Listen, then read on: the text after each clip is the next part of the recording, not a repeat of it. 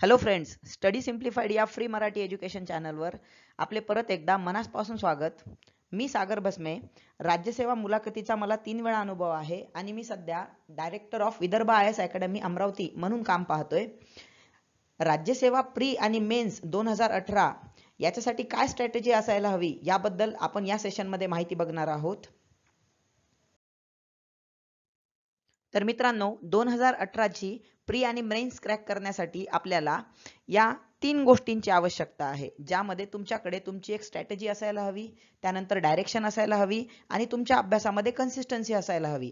Strategy बद्दल तर आपण डिस्कस करणारच आहोत आणि डायरेक्शन तर आमच्या या स्टडी सिम्प्लिफाईड या ग्रुपतर्फे तुमच्या अभ्यासाला नेहमी डायरेक्शन देण्याचा प्रयत्न केला जाईल. आणि कन्सिस्टन्सी म्हणजे काय? तर कन्सिस्टन्सी म्हणजे तुम्हाला अभ्यासाला सुरुवात केल्यानंतर जर तुम्ही दररोज 5 तास अभ्यास करत असाल तर तुम्हाला 5 ते 6 तास कन्सिस्टंटली जोपर्यंत तुमची प्री आणि मेन्स होत नाही तोपर्यंत तुम्हाला अभ्यास करायचा आहे.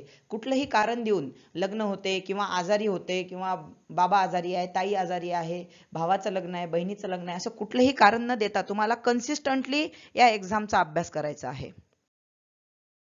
तर मित्रांनो, राज्यसेवा 2018 प्री मेन्स साठी माझ्या अनुभवानुसार काय स्ट्रॅटेजी असायला हवी त्याबद्दल मी आज बोलणार आहे.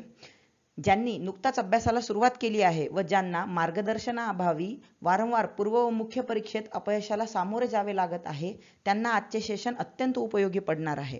तर सर्वात महत्त्वाचे, तुम्हाला यामध्ये करायचं काय आहे तर तुम्हाला ऑप्टिमम स्टडी करायचा आहे आणि मॅक्झिमम सॉल्व्हिंग करायची आहे. ऑप्टिमम स्टडी म्हणजे काय? तर आपण जर या स्पर्धा परीक्षांचा विचार केला तर या स्पर्धा परीक्षांचा syllabus under the sun everything अशा प्रकारचा आहे. म्हणजे तुम्ही जर मार्केटमध्ये गेला तर तुम्हाला विविध प्रकारचे वेगवेगळ्या विषयाचे वेगवेगळे बुक्स अवेलेबल आहेत. त्या सर्व बुक्सचा अभ्यास करतो म्हटल्यास आपल्याला जवळपास 5 ते 6 वर्ष लागू शकतात. म्हणून आपल्याला त्या सर्वांमधून आपल्यासाठी योग्य काय आहे ते निवडायचे आहे आणि मिनिमम मटेरियलचा मॅक्झिमम अभ्यास करायचा आहे. म्हणजेच आपल्याला ऑप्टिमम स्टडी करायचा आहे. ऑप्टिमम स्टडी करत असताना तुम्हाला एका गोष्टीची काळजी घ्यायची आहे की तुम्ही अभ्यास पंडित बनण्यासाठी मुळातच करत नाही आहात. तुम्हाला अभ्यास परीक्षा पास होण्यासाठी करायचा आहे आणि परीक्षा पास होण्यासाठी तुम्हाला क्वेश्चन सॉल्व्हिंगची प्रॅक्टिस अत्यंत आवश्यक आहे. त्यासाठी तुम्हाला मॅक्झिमम सॉल्व्हिंग करायची आहे.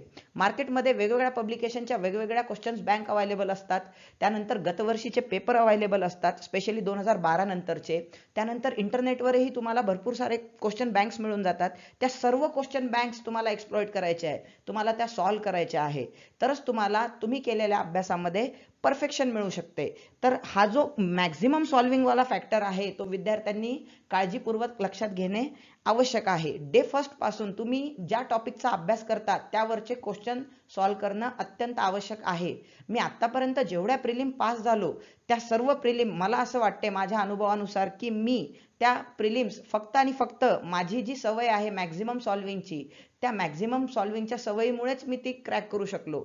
म्हणजे कधी कधी तर एक्झाममध्ये मला असा प्रत्यय येतो की जो क्वेश्चन माझ्यासमोर आलेला आहे तो जवळपास मी याआधी वेगवेगळ्या परीक्षेमध्ये वेगवेगळ्या क्वेश्चन बँकमध्ये 4 ते 5 वेळेस सोडवलेला आहे. त्यामुळं माझी प्रिलिम आरामात निघून जाते. तर तुमचीही निघू शकते जर तुम्ही या स्ट्रॅटेजीला म्हणजेच मॅक्झिमम सॉल्व्हिंगवर भर दिला.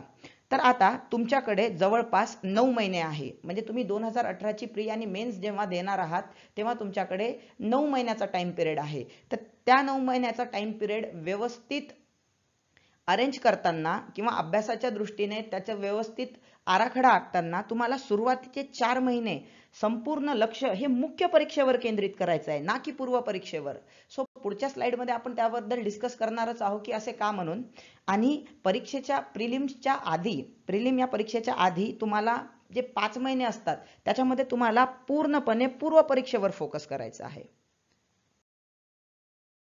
तर मित्रांनो, आपण स्ट्रॅटेजी डिस्कस करत असताना सुरुवातीचे 4 महिने आपले पूर्ण लक्ष फक्त मुख्य परीक्षेवर केंद्रित करणार आहोत.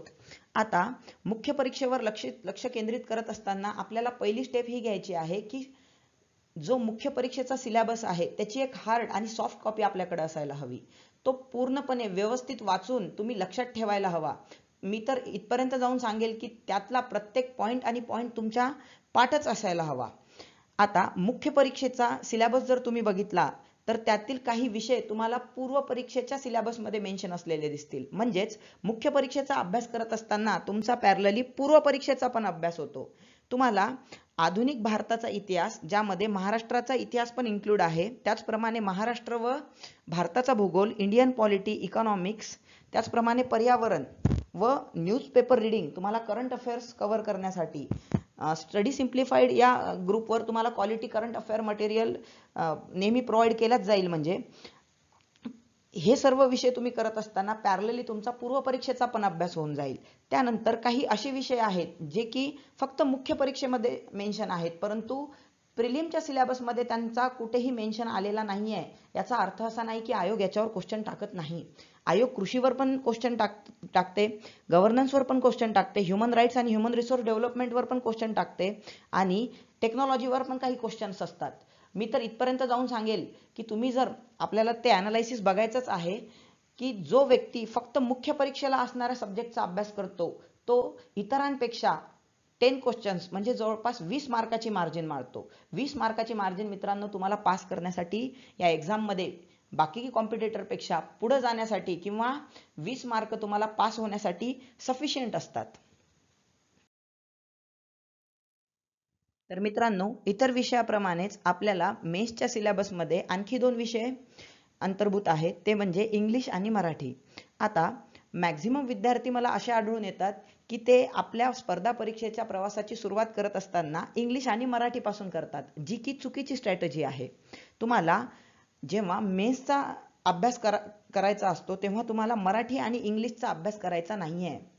हे विषय तुम्ही प्री पास झाल्यानंतर, कारण या विषयाचा तुम्हाला प्रीमध्ये कुठलाही उपयोग होत नाही, यावर एकही क्वेश्चन विचारला जात नाही. आणि प्री झाल्यानंतर मेन्ससाठी जेव्हा तुम्ही प्रिपरेशन सुरू करता, म्हणजे मधातला जो 4 महिन्याचा गॅप आहे प्री आणि मेन्सच्या दरम्यानचा, या 4 महिन्याच्या गॅपमध्ये तुम्ही 1 ते 1.5 महिन्यामध्ये हे दोनही विषय कुठलाही बॅकग्राऊंड नसताना आरामात कव्हर करू शकता. म्हणून तुम्ही जेव्हा सुरुवात करता तेव्हा तुमचा वेळ ह्या 2 विषयाच्या मागे देणे योग्य राहणार नाही. मित्रांनो, 4 महिने मेन्सचा अभ्यास केल्यानंतर आता तुम्हाला एक्झामच्या 5 महिन्या अगोदर तुमचं लक्ष पूर्णपणे पूर्व परीक्षेवर केंद्रित करायचं आहे. आता पूर्व परीक्षेवर लक्ष केंद्रित करत असताना सुरुवातीला तुम्हाला अशा विषयांचा अभ्यास करायचा आहे जे मेन्सचा भाग नव्हते, ते म्हणजे प्राचीन व मध्ययुगीन इतिहास, विज्ञान व या 5 महिन्याच्या चालू घडामोडी. आता आयोग जी एक्झाम कंडक्ट करते ही एक चाळणी परीक्षा आहे, ज्याच्यामध्ये जे मुलं एक्झामसाठी अपिअर होतात त्यांचं वेगवेगळ्या विषयातील डीप नॉलेज चेक केलं जाते. तेव्हा आयोगाला प्राचीन व मध्ययुगीन व विज्ञान या विषयांवर मेन्समध्ये क्वेश्चन विचारण्यासाठी फार कमी स्कोप आहे. त्यामुळे आयोग पूर्व परीक्षेमध्ये यावर जास्त क्वेश्चन टाकण्याचा प्रयत्न करते. म्हणून विद्यार्थ्यांनी ही गोष्ट हेरून प्राचीन व मध्ययुगीन इतिहास व विज्ञानावर व्यवस्थित भर द्यायला हवा. या 5 महिन्यापैकी सुरुवातीचे 2 महिने हे प्राचीन मध्ययुगीन इतिहास व विज्ञान कन्सोलिडेट करण्यावर अधिक भर द्यावा असं मला वाटते. त्याचबरोबर ज्याप्रमाणे तुम्हाला प्रिलिम्समध्ये 200 मार्कासाठी जीएस फर्स्ट असतो, त्याचप्रमाणे तुम्हाला सीसॅटही तेवढं इम्पॉर्टंट आहे. आता विद्यार्थ्यांचा सायन्स बॅकग्राऊंड वा टेक्निकल बॅकग्राऊंड असो नसो, कुठलीही गोष्ट टेकिंग ॲज अ ग्रँट न घेता सर्व प्रकारच्या विद्यार्थ्यांनी सीसॅट हे 5 महिन्यापासून फोकस करणे अत्यंत आवश्यक आहे.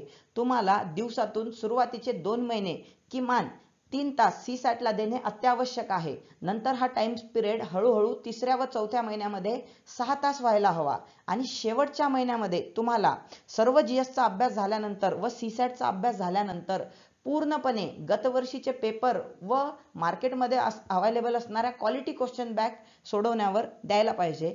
एवढा अभ्यास केल्यानंतर मित्रांनो तुम्ही कोणत्याही प्रकारे कशाही प्रकारे प्रिलिम्समध्ये नापास होणार नाही याची हमी मी तुम्हाला देतो. तर मित्रांनो, स्पर्धा परीक्षेच्या स्पेशली राज्यसेवेच्या बदलत्या प्रारूपानुसार या परीक्षेसाठी प्री आणि मेन्ससाठी क्वालिटी मटेरियल काय असू शकते, म्हणजेच याची बुक लिस्ट आपण पुढल्या सेशनमध्ये प्रोव्हाइड करणारच आहोत. आता आपण असे क्वेश्चन डिस्कस करणार आहोत जे क्वेश्चन तुम्हाला फक्त आणि फक्त मेन्सचा अभ्यास केल्यानंतरच सॉल्व्ह होऊ शकतात. हा प्रश्न मेन्स सिलेबसचा पार्ट असणाऱ्या टेक्नॉलॉजी या विषयाशी संबंधित आहे. त्यानंतर हा प्रश्न मेन्सचा पार्ट असणाऱ्या HRHRD म्हणजेच human rights and human resources development या विषयाशी संबंधित आहे. त्यानंतर हाही प्रश्न HRHRDचा भाग आहे. हाही प्रश्न HRHRD या विषयाशी संबंधित आहे.